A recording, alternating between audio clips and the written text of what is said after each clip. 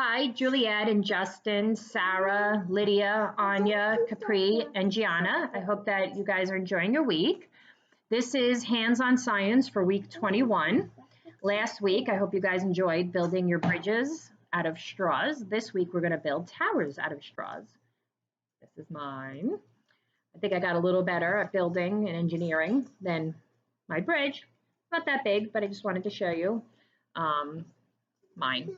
So what do we already know about towers? Well, you'll see I have another tower right here. This is a 3D puzzle of a tower. If you could see the puzzle pieces in the picture. This is One World Trade Center. My sons built this with their grandfather a couple of years ago when he was working. He actually did the fireproofing on One World Trade Center. So if you'll see about this one, you'll see that the base right here, the bottom is a little bit wider and it gets more narrow, just a little bit more narrow as it goes up to the top. So why is this? Because a building needs a strong foundation that is its heaviest and strongest point. It has to have a good center of gravity. We know the Leaning Tower of Pisa, it has a center of gravity because it hasn't fallen over, but yet it is leaning because it wasn't built on solid ground. So, but the building also needs to be flexible because if wind blows, it needs to be able to sway with the wind. Believe it or not, towers sway. Even the tallest towers, they sway with the wind. Now, naturally, my straw tower, lots of air can go through and it could kind of, if it was windy, look, I can shake it. It's pretty good. I'm not going to shake my puzzle, but you guys get the idea. Our puzzle, my children's puzzle. So we actually have, if you have Nicole Liam's science pages, you'll see quite a few different towers. Look how big they are. If you guys can see this, you have all different sizes. Okay, One World Trade is over here. And you have all these different buildings. Some are hugely huge, very big towers.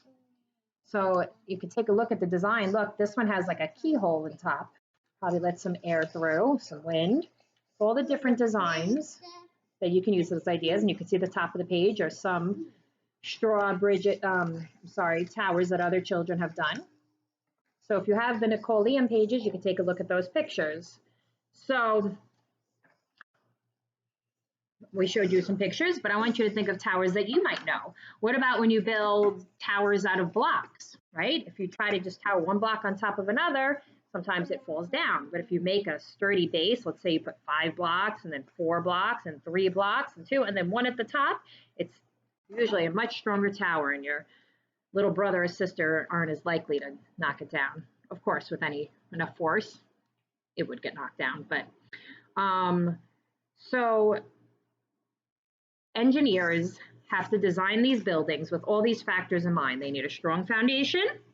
They need to be bendable for the wind.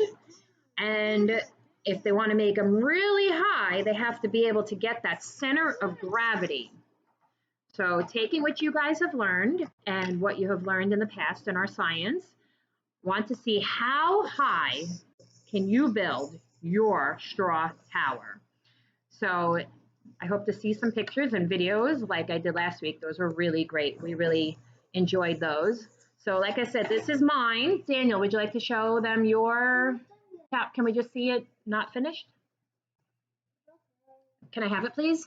Daniel's is super strong.